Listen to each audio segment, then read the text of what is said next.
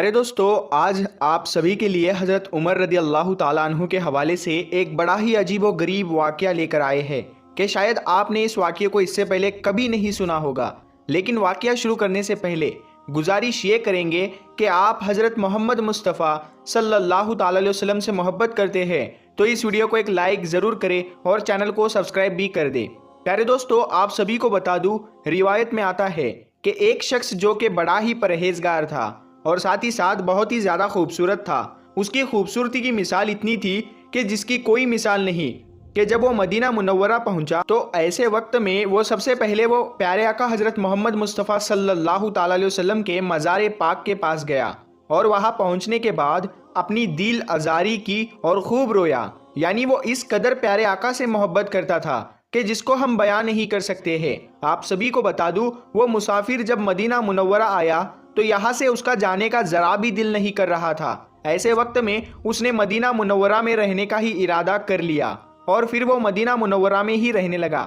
लेकिन जब हज़रत उमर रदी अल्लाह ताला अन्हु उसकी इबादत को देखते, उसकी मोहब्बत को देखते तो बड़े ताज्जुब होते। आप सभी को बता दूँ, एक मरतबा हज़रत उमर रदी अल्लाह ताला अन्हु उस शख्स के पास गए और जाकर ये बात कहने लगे कि जिस तरीके से तुम इबादत करते हो, मैं बहुत ही ज़्यादा इस चीज़ को देखकर खुश होता हूँ, क्योंकि मैं जानता हूँ कि तुम मुसाफिर हो। ऐसे वक्त में किसी भी चीज़ की ज़रूरत पेश आए तो तुम मुझे ज़रूर बताना। मेरे प्यारे दोस्तों, वो जो शख्स था वो ये बात कहने लगा कि जिस खुदा को तुम मानते हो उस खुदा को मैं भी मानता हूँ और वो ही ज़ात देने वाली है और तुम भी उसी के मोहताज हो, तो मैं तुमसे क्यों मांगू। ऐसे वक्त में हज़रत उमर रदी अल्लाह ताला अन्हु खामोश होके वहाँ से चले गए। लेकिन हज़रत उमर रदी अल्लाह ताला अन्हु उसकी इबादत से बड़े मुतासिर थे। आप सभी को बता दूं, कुछ ही दिनों के बाद हज का ज़माना आ गया और ऐसे वक्त में मदीने वाले जो थे वो सभी के सभी हज की अदायगी करने के लिए मक्का शरीफ रवाना होने वाले थे। और उन्हीं में से ये जो शख्स था ये भी तैयार हो गया और ये भी काफिले वालों के साथ हो लिया। आप सभी को बता दूं, जब हज़रत उमर रदी अल्लाह ताला अन्हु ने इस चीज़ को देखा कि वह जो शख्स है वो भी हज की अदायगी करना चाहता है, तो ऐसे वक्त में वो काफिले वालों के पास आए और आकर ये बात कहने लगे कि ये जो शख्स है ये बड़ा ही नेक है, बड़ा ही परहेजगार है, तुम सभी काफिले वाले जो है वो इसकी हिफाजत करना। ये बात सुनने के बाद काफिले वाले जो थे वो इस बात के ऊपर राजी हो गए, क्योंकि काफिले वाले भी इस बात को जानते थे कि ये जो शख्स था ये बड़ा ही परहेजगार शख्स था और बड़ा ही नेक है और इसके मन में कोई लालच नहीं है। ऐसे वक्त में वो जो शख्स था वो काफिले वालों के साथ रवाना हो गया। अभी मंजिल रवा दवा थी, अभी कुछ ही वक्त गुजरा था कि उसी काफिले वालों में से एक औरत भी थी जो कि निहायत ही खूबसूरत थी और उस औरत की जो नज़र थी वो उस शख्स पर पड़ने लगी और धीरे धीरे करके वो जो औरत थी वो उस शख्स के खूबसूरती की कायल होने लगी। और ऐसे वक्त में जब भी काफिला कहीं पर भी रुक जाता तो वो काफिले वालों के साथ अपना खेमा नहीं लगाती, यानी उसी शख्स के करीब अपना खेमा लगाती और वो जो शख्स था वो जहाँ पर भी रुकता ऐसे वक्त में वो कुरान शरीफ की तिलावत करने लगता और इसी चीज़ का बहाना मार के वो जो औरत होती उस शख्स के करीब जाकर बैठ जाती और उसकी किरात को सुनने लगती। मेरे प्यारे दोस्तों, धीरे धीरे करके वो जो औरत थी वो बहुत ही ज़्यादा उस शख्स के करीब आने लगी और जब उस औरत से बर्दाश्त नहीं हुआ तो फौरन ही वो उस शख्स से ये बात कहने लगी कि मैं तुम्हारे साथ गुनाह का इरादा करती हूँ और अगर तुमने इस चीज़ से इनकार कर दिया तो ऐसे वक्त में तुम्हारे ऊपर मैं गलत इल्ज़ाम लगा दूंगी और तुम्हें फंसा दूंगी। और वैसे भी लोग औरतों की बातों पर जल्द यकीन कर लेते हैं। तो ये बात सुनने के बाद वो जो शख्स था वो फौरन ही ये बात बोलने लगा कि अल्लाह का खौफ करो, किस तरह की तुम बातें कर रही हो। अब ये हज की अदायगी के लिए तुम जा रही हो और ऐसे वक्त में तुम इस तरह की बात कर रही हो, तुम्हें तो शर्म आनी चाहिए। बेहतर यही है कि तुम इन सब चीज़ों से बाज आ जाओ और अल्लाह को राज़ी करने की कोशिश करो ताकि अल्लाह तुम्हारे हज को कबूल कर ले। लेकिन मेरे प्यारे दोस्तों, वो जो औरत थी वो किसी भी हद तक मानने को तैयार नहीं थी और वो ऐसे वक्त में जब उस शख्स ने गुनाह करने से इनकार कर दिया तो उस औरत को बहुत ही ज़्यादा गुस्सा आ गया। और जब ये शख्स सोने के लिए चला गया तो ऐसे वक्त में वो जो औरत थी वो एक अशरफी की थैली लेकर आई और उसी शख्स के सामान के साथ उसके थैले में जाकर रख दिया और चुपचाप अपनी जगह पर लौट आई। जब सुबह का वक्त हुआ तो ऐसे वक्त में वो जो औरत थी वो शोर मचाने लगी اور یہ بات کہنے لگی کہ میرے پاس کچھ سونے کی اشرفیات تھی جو کہ میں نے حج کی ادائیگی کے لیے رکھی تھی، اور میرے پاس صرف اتنا ہی تھا۔ اب میں کیا کروں گی؟ اب میرے پاس تو کچھ بھی نہیں بچا۔ تو یہ بات سننے کے بعد سارے قافلے والے جو تھے وہ بڑے حیران ہوئے اور فوراً ہی یہ بات کہنے لگے کہ اگر کسی قافلے والے نے لیا ہوگا تو ہم اس کی تلاشی لیتے ہیں۔ ایسے وقت میں جتنے بھی قافلے والے تھے ان سبھی کی تلاشی لی گئی، لیکن کسی کے پاس بھی وہ اشرفی کی تھیلی نہیں ملی۔ تو میرے پیارے دوستو، جتنے بھی قافلے والے تھے وہ اس عورت کے پاس آئے اور آ کر بولنے لگے کہ تمام جتنے بھی قافلے والے تھے ہم نے سبھی کی تلاشی لے لی، لیکن تمہاری اشرفی کی تھیلی نہیں ملی۔ ایسے وقت میں صرف اور صرف ایک ہی شخص بچ جاتا ہے، لیکن وہ بہت ہی زیادہ پرہیزگار ہے۔ ایسے وقت میں ہم اس کے اوپر یہ شک بھی کریں تو یہ ایک بڑا گناہ ہوگا۔ لیکن میرے پیارے دوستو، وہ جو عورت تھی وہ یہ بات کہنے لگی کہ دنیا کے سامنے ہو سکتا ہے کہ وہ شخص اچھا بن کر دکھاتا ہو، لیکن کون جانتا ہے کہ اس کے دل میں کیا ہے۔ ایسے وقت میں اس کی بھی تلاشی لینی چاہیے۔ میرے پیارے دوستو، سارے قافلے والے جو تھے وہ اسی شخص کے پاس گئے اور جا کر یہ بات کہنے لگے کہ ہم نے تمام لوگوں کی تلاشی لے لی ہے۔ ویسے تو ہمارا دل نہیں مانتا کہ ہم تمہاری تلاشی لیں، کیونکہ ہمیں تمہارے اوپر یقین ہے، لیکن یہ جو عورت ہے وہ کسی بھی طریقے سے نہیں مان رہی ہے۔ ایسے وقت میں تو تمہاری تلاشی لینی پڑے گی۔ وہ جو شخص ہوتا ہے، کیونکہ اس نے تو چوری نہیں کی تھی، تو اسی لیے وہ خوشی خوشی راضی ہو جاتا ہے۔ جیسے ہی قافلے والے اس شخص کے سامان میں اشرفیوں کی تلاشی لیتے ہیں، تبھی اچانک اشرفی کی جو تھیلی ہوتی ہے وہ نظر آ جاتی ہے۔ وہ جو عورت ہوتی ہے وہ فوراً ہی یہ بات بولتی ہے کہ دیکھا، میں نے جو کہا تھا وہی ہوا۔ یعنی یہ جو شخص ہے یہ اوپر سے دکھاوا کرتا ہے اور اللہ والا بنتا ہے، لیکن اصل میں یہ چور ہے اور یہ دنیا کے سامنے اچھا بننے کی کوشش کرتا ہے۔ ایسے لوگوں کے ساتھ تو بہت ہی زیادہ ظلم کرنا چاہیے۔ تو میرے پیارے دوستو، یہ بات سننے کے بعد تمام قافلے والے جو تھے وہ سبھی کے سبھی اس شخص کے اوپر وار کرنے لگے، اور سبھی کے سبھی نے اس کو اتنا مارا کہ وہ بہت ہی زیادہ زخمی ہو گیا۔ لیکن ایسے وقت میں وہ جو شخص تھا وہ خاموش رہا، اس نے کچھ بھی نہیں بولا۔ لیکن جب قافلے والوں کو یہ چیز کا یقین ہو گیا کہ یہ جو شخص ہے یہ چور ہے اور یہ دنیا کے سامنے دکھاوا کرتا ہے، تو ایسے وقت میں اس شخص کو زنجیروں سے باندھا گیا۔ لیکن وہ جو شخص تھا وہ پھر بھی اللہ کی رضا پر راضی تھا اور وہ خاموش رہا، اس نے کچھ بھی نہیں بولا۔ اس کے بعد قافلے والے جو تھے وہ مکے کی طرف رواں دواں ہوئے، یعنی حج کی ادائیگی کے لیے۔ لیکن تبھی وہ جو شخص تھا وہ یہ بات کہنے لگا کہ آپ لوگ بھی حج کی ادائیگی کرنے کے لیے جا رہے ہیں، اور میرا بھی یہی ارادہ تھا کہ میں بھی حج کرنے کے لیے جاؤں۔ ایسے وقت میں آپ میری زنجیروں کو کھول دیجئے اور میں حج کی ادائیگی کرنے کے بعد دوبارہ آپ جہاں بولیں گے وہاں لوٹ آؤں گا،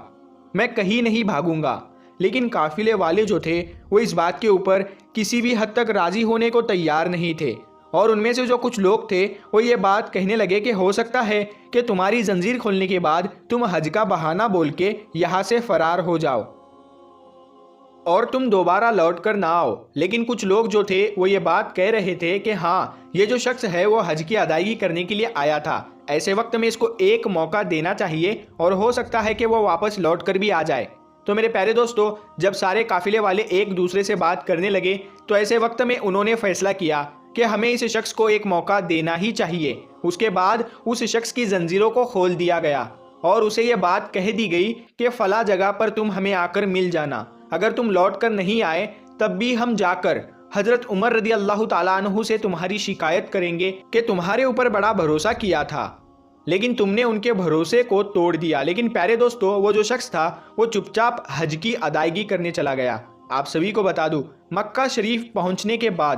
وہ اللہ کی بارگاہ میں بہت زیادہ روتا ہے اور گڑ گڑاتا ہے اور اللہ کی بارگاہ میں دعا کرتا ہے کہ اے اللہ، میرے اوپر جھوٹا الزام لگایا جا رہا ہے، ایسے وقت میں تو میری حفاظت فرما۔ تو میرے پیارے دوستو، جیسا کہ ہم سبھی جانتے ہیں کہ جب دل سے کوئی بات نکلتی ہے تو اثر رکھتی ہے، پر نہیں طاقت پرواز مگر رکھتی ہے۔ آپ سبھی کو بتا دوں، اس شخص نے اللہ کی بارگاہ میں دعا کی اور فوراً ہی اس کی دعا قبول ہو گئی، اور فوراً ہی وہ جو شخص تھا وہ حج کی ادائیگی کرنے کے بعد اسی مقام پر پہنچ جاتا ہے جہاں پر اسے کہا گیا تھا۔ جب لوگوں نے اس شخص کو دیکھا تو وہ بہت ہی زیادہ حیران ہوئے اور یہ بات کہنے لگے کہ ایسے وقت میں تو لوگ یہاں سے بھاگ جایا کرتے ہیں، کبھی لوٹ کر نہیں آتے، لیکن تم نے ہمارا بھروسہ جیت لیا ہے اور اس بات سے ہم بہت ہی زیادہ خوش ہیں۔ اور ایسے وقت میں تمہیں زنجیروں میں نہیں باندھیں گے۔ میرے پیارے دوستو، آپ سبھی کو بتا دوں قافلہ جو تھا وہ مدینہ منورہ کی طرف روانہ ہو گیا، لیکن ابھی کچھ ہی دور چلے تھے کہ تبھی اچانک اس عورت کے پاس جتنی مال و دولت تھی وہ ساری کی ساری ختم ہو چکی تھی، اور مدینہ منورہ پہنچنے کے لیے اس کو کچھ نہ کچھ مال کی ضرورت تھی۔ اور جب اس نے قافلے والوں سے پتہ کیا تو قافلے والوں کے پاس بھی بہت ہی کم مال و دولت تھی، تو اس چیز کو لے کر وہ بہت زیادہ پریشان ہونے لگی کہ میں مدینہ منورہ کیسے پہنچوں گی۔ تو ایسے وقت میں اس کے ذہن میں یہ خیال آیا کہ جب اب کسی جگہ پر قافلہ رکے گا تو ایسے وقت میں کسی گاؤں کے اندر جا کر میں مدد مانگوں گی، ہو سکتا ہے کہ کوئی میری مدد کر دے۔ آپ سبھی کو بتا دوں سفر کے دوران ایک جگہ پر قافلہ رکا، اور ایسے وقت میں موقع پاتے ہی وہ جو عورت وہ ایک گاؤں کے اندر پہنچ گئی، اور وہاں پہنچنے کے بعد وہ لوگوں سے مدد مانگنے لگی، لیکن کوئی بھی مدد کرنے کو تیار نہیں تھا۔ ایسے وقت میں ایک شخص نظر آیا اور وہ یہ بات کہنے لگا کہ میں تمہاری مدد کروں گا، لیکن اس کے بدلے مجھے کچھ چاہیے۔ تو وہ جو عورت تھی وہ یہ بات کہنے لگی کہ اگر میرے پاس کچھ ہوتا تو میں تمہارے پاس کیوں مانگنے کے لیے آتی۔ تو یہ بات سننے کے بعد وہ جو شخص تھا وہ یہ بات کہنے لگا کہ چاہے کچھ بھی ہو جائے بدلے میں مجھے کچھ نہ کچھ تو چاہیے۔ تو یہ بات سننے کے بعد وہ جو عورت ہوتی ہے فوراً ہی یہ بات کہنے لگتی ہے کہ میں تمہارے حق میں دعا کروں گی اور انشاءاللہ تعالی اللہ تمہیں اس کا اجر دے گا۔ تو یہ بات سنتے ہی وہ جو شخص تھا وہ یہ بات کہنے لگا کہ اللہ تعالیٰ جو مجھے اجر دے گا وہ تو قیامت کے دن دے گا، لیکن مجھے کچھ حصہ آج اور ابھی ہی چاہیے۔